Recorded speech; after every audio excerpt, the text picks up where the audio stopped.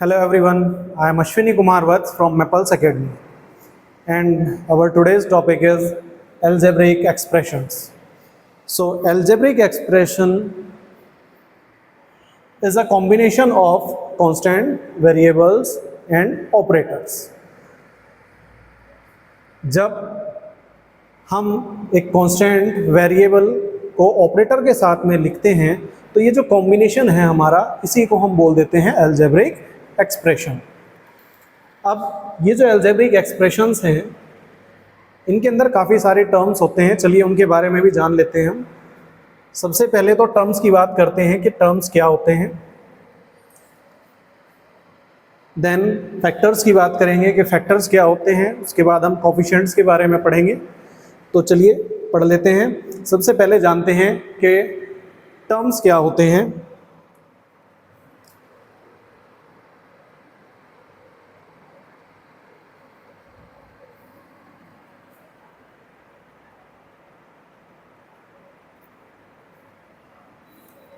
तो देखिए, हमने एक अलजेब्रिक एक्सप्रेशन लिखा।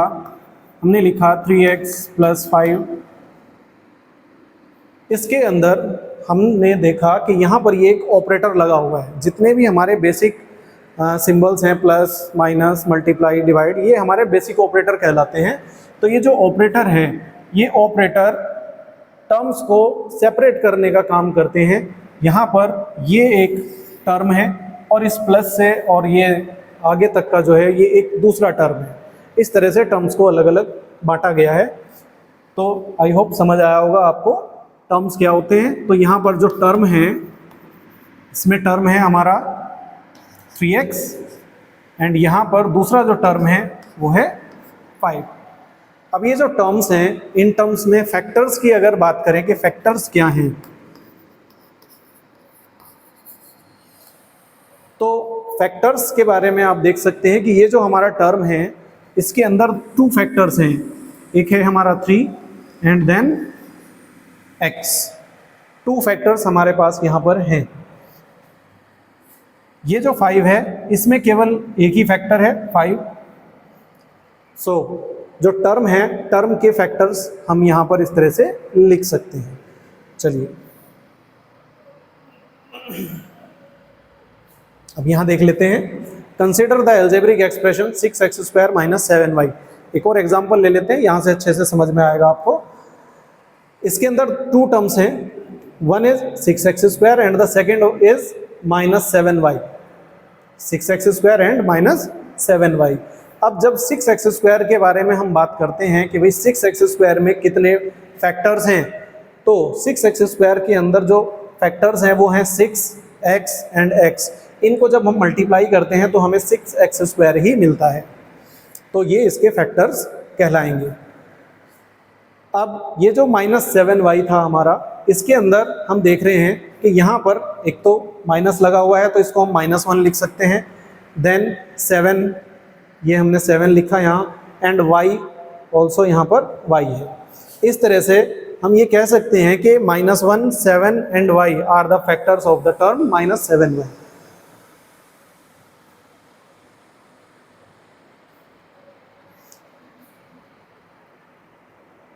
अब थोड़ा सा हम वेरिएबल्स, कांस्टेंट्स को भी एक बार देख लेते हैं कि वेरिएबल्स क्या होते हैं। ऐसी क्वांटिटीज़ जिनकी डिफरेंट मैथमेटिकल वैल्यूज़ होती हैं, जो अपनी वैल्यूज़ चेंज करती रहती हैं, उनको हम बोलते हैं वेरिएबल्स। तो जितने भी अल्फ़ाबेट्स हैं हमने पढ़े हैं अभी तक, ABCD XYZ, वो सब के सब हमारे क्या हैं, वेरिएबल्स की तरह वर्क करते हैं, क्योंकि उनकी हम कोई भी मैथमेटिकल वैल्यू हम वहाँ पर पुट कर सकते हैं। न्यूमेरिकल वैल्यू कुछ भी रख सकते हैं हम उनकी जगह पर। तो ये सारे कहलाते हैं वेरिएबल्स। अब कांस्टेंट्स की बात करते हैं। ऐसी क्वांटिटीज़ जिनकी न्यूमेरिकल वैल्यू फिक्स होती है, वो कभी भी अपनी वैल्यू चेंज नहीं करती, उनको कहा जाता है कांस्टेंट्स। टर्म्स हमने अभी अभी देख लिए। टर्म्स को सेपरेट करने के लिए प्लस या माइनस सिंबल का इस्तेमाल किया जाता है। जहाँ पर प्लस या माइनस लगे हों, वो टर्म्स को अलग अलग करने का काम करते हैं। कोफिशिएंट्स। अब कोफिशिएंट्स की बात कर लेते हैं कि कोफिशिएंट्स क्या होते हैं। तो कोफिशिएंट्स हमने अभी पढ़ा यहाँ पर टर्म्स के बारे में। तो ये जो टर्म है हमारा, ये जो हमारा टर्म है, इस टर्म में ये वेरिएबल है और ये कांस्टेंट वैल्यू है, न्यूमेरिकल वैल्यू है।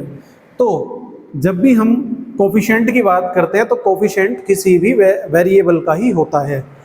तो वेरिएबल है यहाँ पर x। अब हम इसके अगर कोफिशिएंट की बात करें, coefficient of x is equals to 3। इस 3x जो हमारा टर्म था उसमें x जो वेरिएबल है उसका कोफिशिएंट होगा 3। अगर यहाँ पर ये माइनस में होता, सपोज एक और नया एग्जांपल ले लेते हैं, -6x² प्लस 7y²। तो यहाँ पर हमारे पास कितने टर्म्स हैं? 2 टर्म्स हैं। फर्स्ट टर्म जो है हमारा वो है -6x² और हमारा जो सेकंड टर्म है वो है 7y²। तो जो फर्स्ट टर्म है -6x², इसके अंदर अगर हम जानना चाहें कि x² का कोफिशिएंट क्या होगा तो हम लिखेंगे कोफिशिएंट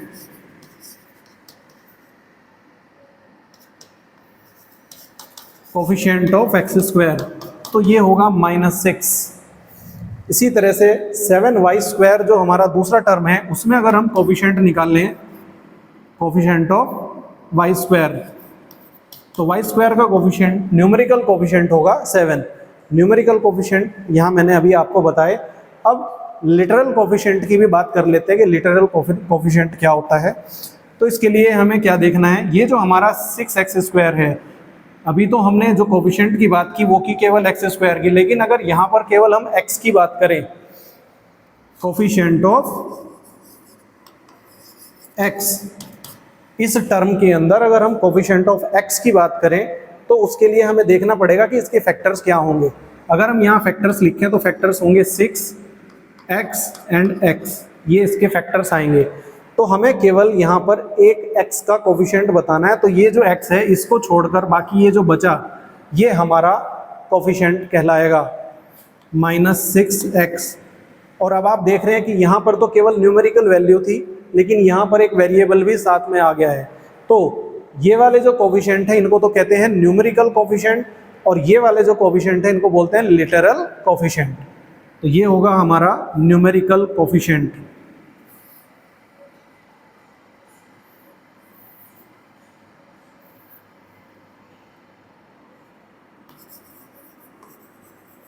न्यूमेरिकल कोफिशिएंट, इसको तो हम कहेंगे न्यूमेरिकल कोफिशिएंट और इसको हम कहेंगे लिटरल कोफिशिएंट।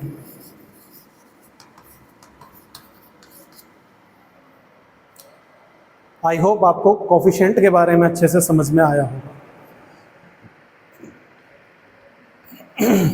चलिए आगे बढ़ते हैं।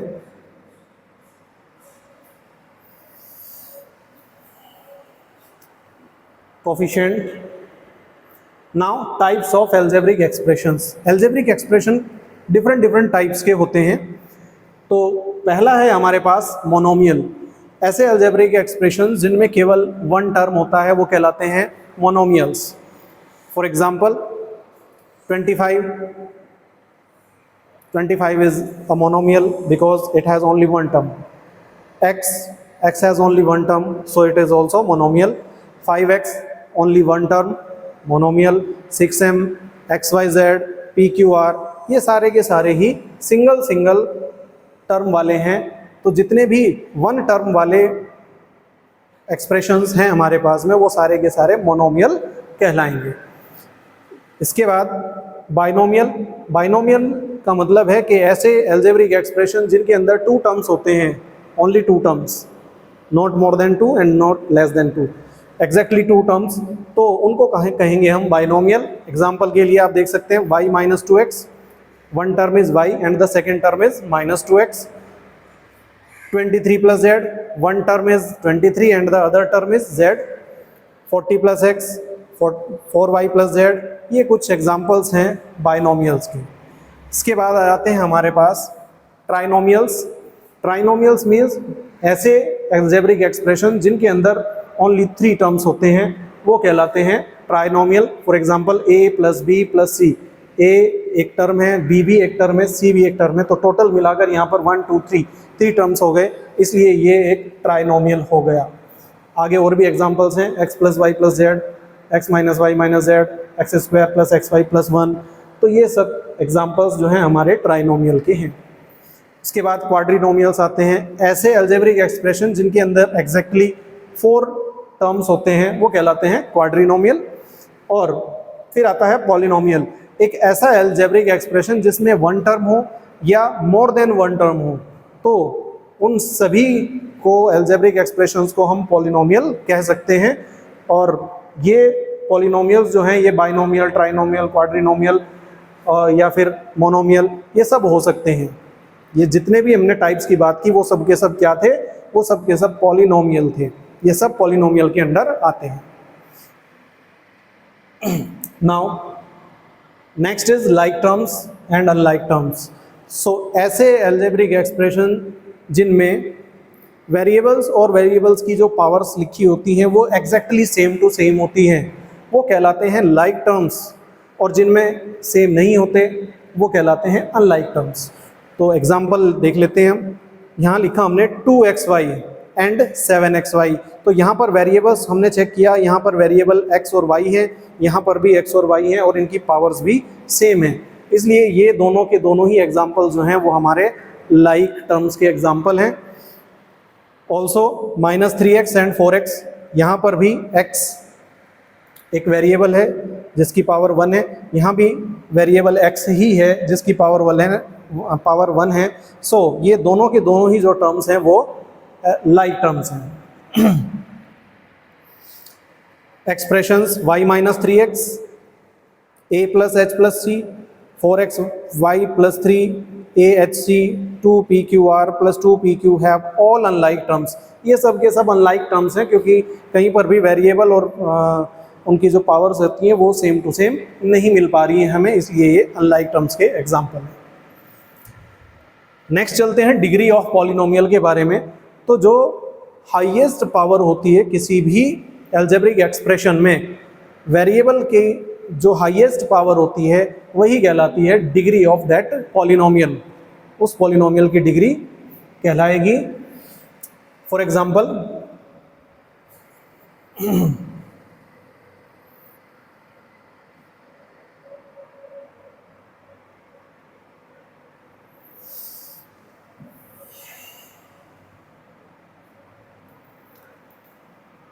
हमने लिया x plus y square plus 3, ये हमने एक यहाँ पर पॉलिनोमियल लिखा है, अलजेब्रिक एक्सप्रेशन लिखा है। और हमसे अगर पूछा जाए कि भाई इसकी डिग्री क्या होगी, तो हम देखते हैं वेरिएबल यहाँ पर x भी है y भी है, लेकिन जो हाईएस्ट पावर अगर हम चेक करें तो हाईएस्ट पावर यहाँ पर y की है। y की हाईएस्ट पावर कितनी है? 2। सो जो हाईएस्ट पावर होती है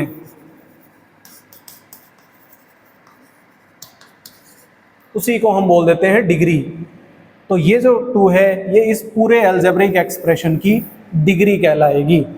2 is the degree of given algebraic expression. जो अलजेब्रिक एक्सप्रेशन हमें दिया गया है उसकी जो हाईएस्ट पावर है वो उसकी जो डिग्री है वो 2 कहलाएगी, बिकॉज यहाँ पर जो वेरिएबल है उसकी हाईएस्ट पावर 2 है। अब एक एग्जांपल और ले लेते हैं। मान लेते हैं हमारे पास में एक इस तरह से एग्जांपल है, अलजेब्रिक एक्सप्रेशन है जिसमें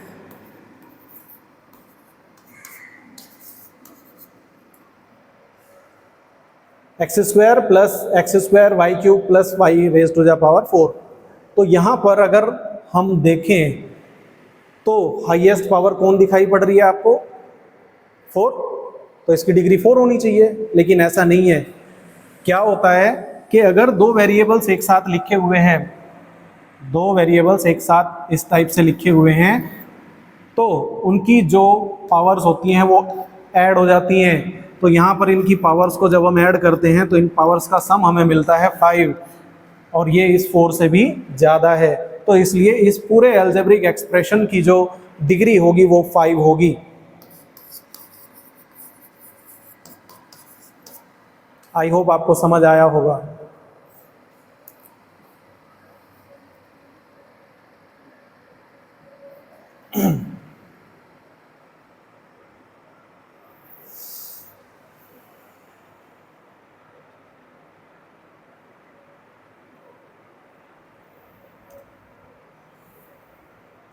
अब डिग्री के बेस पर भी हमने इनको अलग अलग नाम दिए हैं।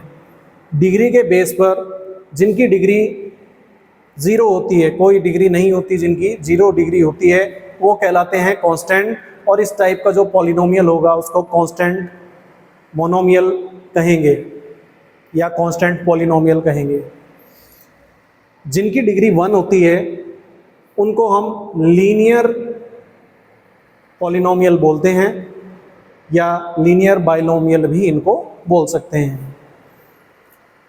जिनकी डिग्री 2 होती है वो क्वाड्रेटिक पॉलिनोमियल कहलाते हैं या क्वाड्रेटिक ट्राइनोमियल भी उनको कहा जा सकता है।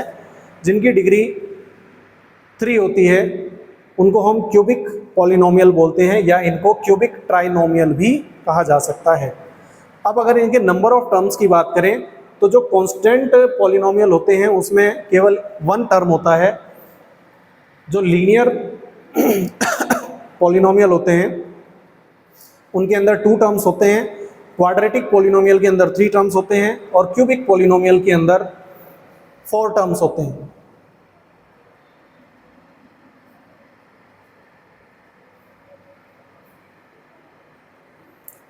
अब किसी भी अलजेब्रिक एक्सप्रेशन की वैल्यू किस तरह से फाइंड करते हैं, तो वैल्यू फाइंड करने के लिए एक एग्जांपल ले लेते हैं। एग्जांपल है हमारे पास 3a + 6b।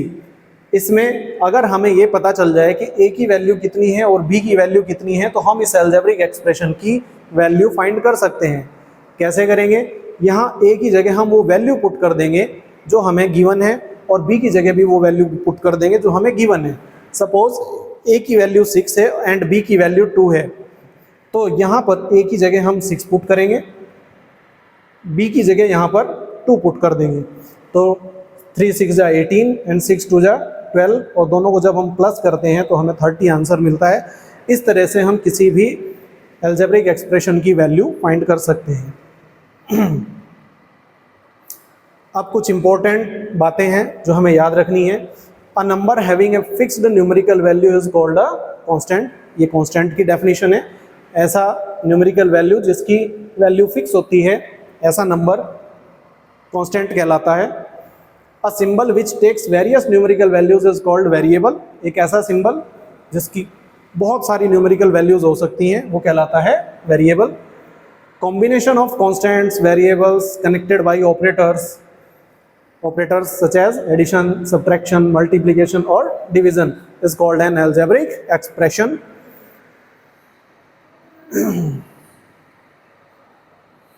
तो ये सारी बातें आपको मैं पहले ही बता चुका हूं। आप आई होप आपको सब समझ में आया होगा।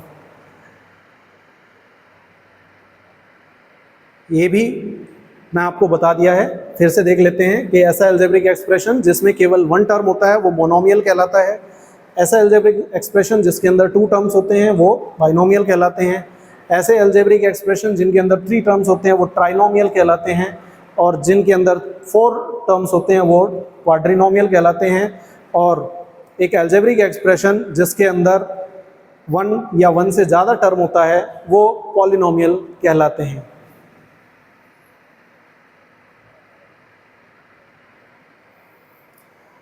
आई होप आपको सब अच्छे से समझ में आया होगा।